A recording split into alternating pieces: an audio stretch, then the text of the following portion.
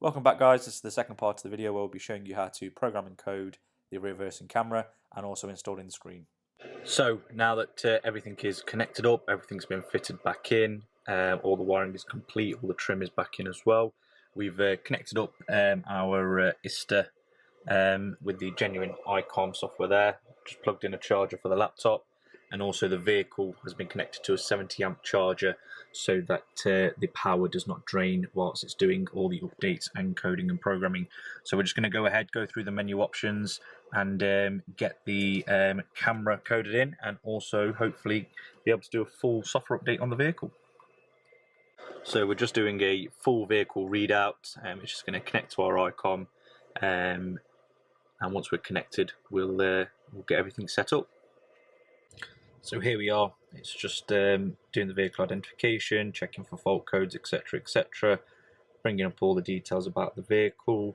It also tells you about any technical actions that are there or open in relation to anything, and it also tells us the current software level of the vehicle, just there. And hopefully we'll be updating that to the latest March 21 version. So we'll just let this continue. And then first thing we're going to do is we're going to put in the retrofit for the camera, get that get that action plan in, and then it should automatically put in the action plan for the update of all the other systems within the vehicle. So just here you can see the vehicle control unit tree, which shows all the modules in the car and the status of them. So green means ECU is responding with no fault codes, and it also tells you if a control unit's not fitted, or if the ECU is not responding, or if it's got fault codes in there, etc., etc. The unit that we fitted is the TR-SVC, so that's in relation to the rear camera, and you can see it's showing up as green, which means it's got a connection to it, which is perfectly fine, which is exactly what we want on there. So it's just currently running through the other vehicle data checks on there. And once that's sorted, we'll take you through how to program in the rear view camera to the vehicle. So you can see on here there's a few fault codes. Majority of them are in relation to the TR-SVC, which is obviously the camera module which we've fitted. Obviously there's no current data, coding data stored. It's not coded for the vehicle, and it's not been learnt, etc., etc. It tells you what the status of those are on here. No, unknown, yes, etc., etc. So we'll get all of this cleared off, and we'll do the update of the control unit and everything just now. So in order to access the retrofit for the rear view camera, you'll have be on this screen, and what you want to do is you want to go to vehicle management, vehicle modification, and it will give you a list of various different retrofits that are available, and the one that we want is this last one, retrofit rear view camera. So we'll just come onto this side and click on him.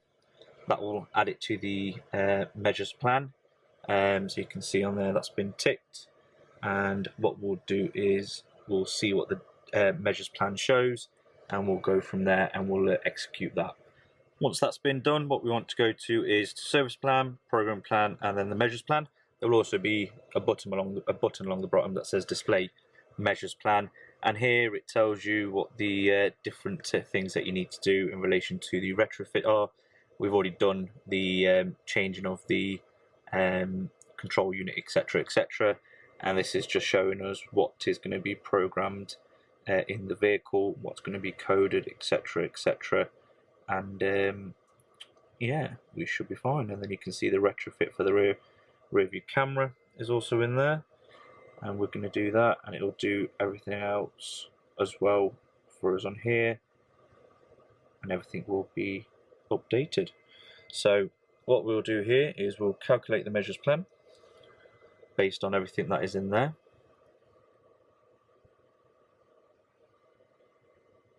We'll let that finish, and once that's done, we'll be back. So it's calculated everything, and it shows on here everything that needs to be done, and it gives us the option of rejecting it or executing it. So what we're going to do is we're going to go ahead and execute that measures plan. So I did mention earlier that we were looking at the March 21 software, but it looks like that one isn't out at the moment. So it is going to be the update from November 2020. So BMW normally release them 3 times a year, March, July and November. Looks like they haven't got around to the March one at the moment, so it looks like it should be doing the November update. So we'll get that done, and hopefully this will all update. So we'll execute that now.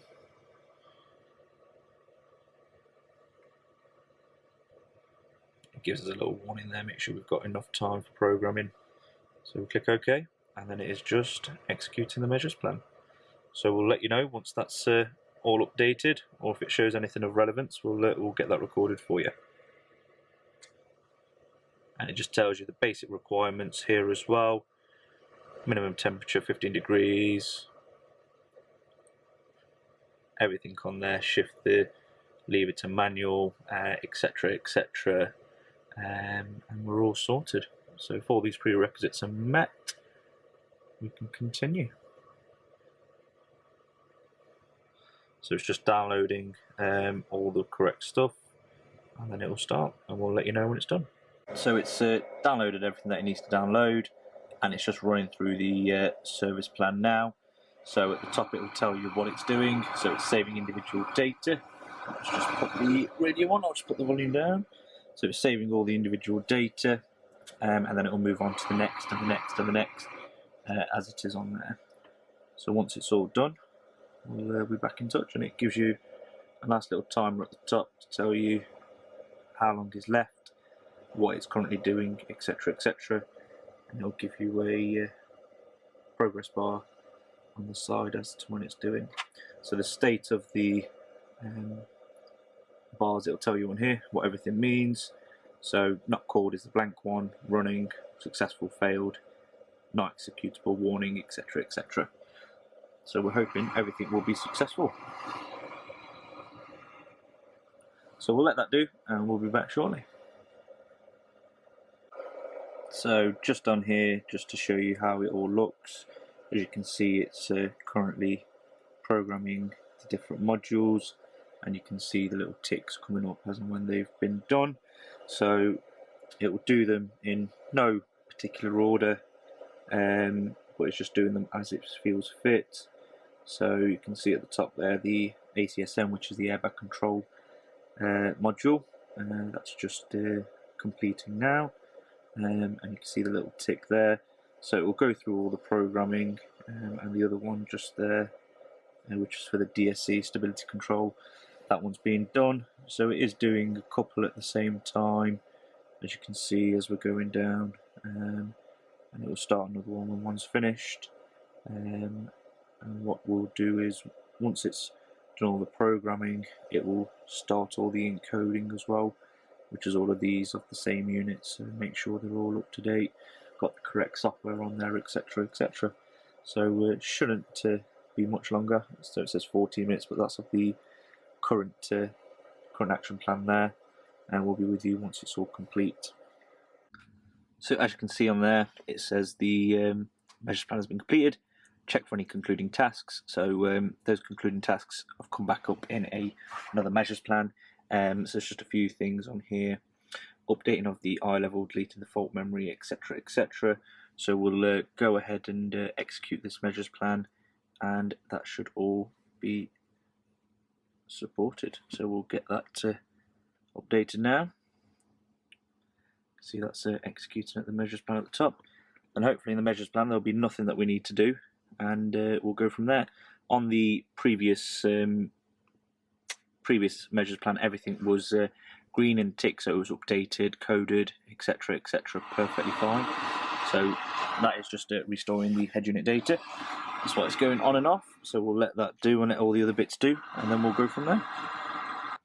So as you can see, the software update is completed, and you can see there the current or actual integration level software is from November of 2020, and that is the latest one, and that's what it is currently at. So if we go into the vehicle information tab, we'll see everything you can see on here that it's been done, everything's been changed, and you can see on here what we have.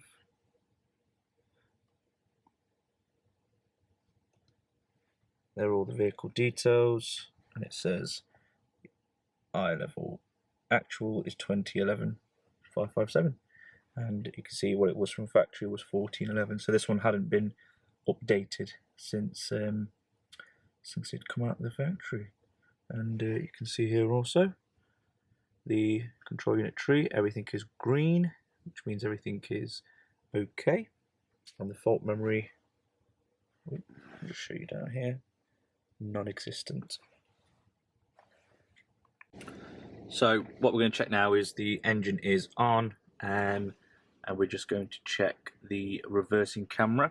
So we'll pop her into reverse, and that's just the parking sensors on the front, and as you can see, the camera is fully working.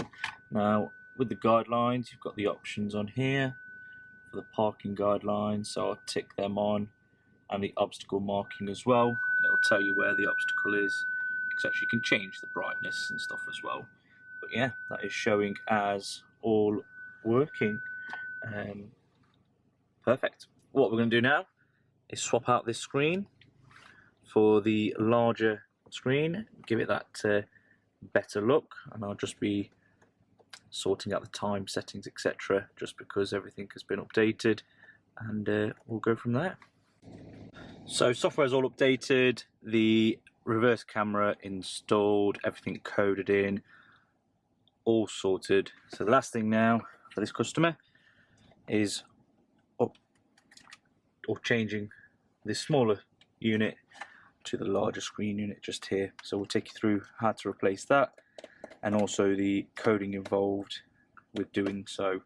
So when this is put in, it will show either a blank screen or it will show no signal, just purely because the head unit believes it to have a 6.5-inch screen and not the bigger screen here, so we'll have to code that in. This is a used unit provided by the customer, because they are very expensive, brand new, but it has been tested as working, so we'll have it fitted and we'll go from there. So the first thing with removing the screen itself is to remove this trim panel. I know we showed you earlier on in the video how to do that, but it is just pressure clipped. So if you've skipped over just to see this part, this is all just pressure clipped in, and it will just pop out. There's 3 wires attached, one to the start-stop, and one for the vents, and one for the hazard light switch and door opening switch just here. So we'll pop that out and show you that. So once that is off, I would recommend taking off the battery connector negative terminal whilst doing this, but with the screen, one connector there, one torque screw there and one torque screw there, they'll just need removing, and then the screen you're able to pull out just from there, and underneath it you can see the wire which is going to the screen there, so we'll just go ahead and remove that.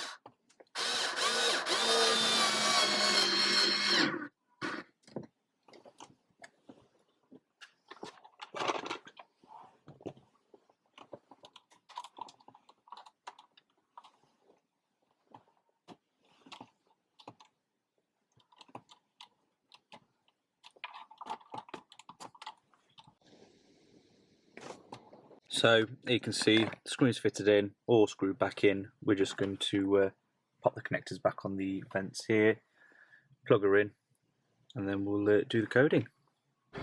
So all fitted in, vehicle is on.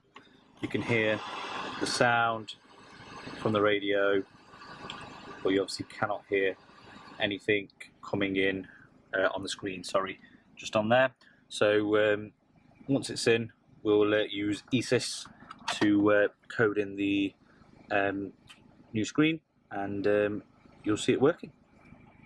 As you can see, once coded to the right settings, that's the new larger display, which makes it so much better.